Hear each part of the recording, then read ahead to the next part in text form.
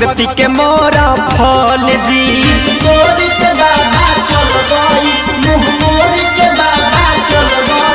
गुड्डू मनी से नाता जोड़ी कोइले बिया छल जी।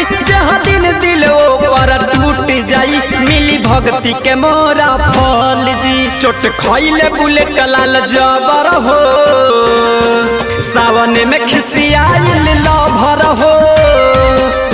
बाबा अब के ली मोर खबर हो सावन में खिसियाइल लभर हो। नहीं सहल सहत कुछ कहलो न जाता ओकरा भी न होता सबर हो। बाबा अब के ली मोर खबर हो सावन में खिसियाइल लभर हो। बाबा अब के ली मोर खबर हो सावन में खिस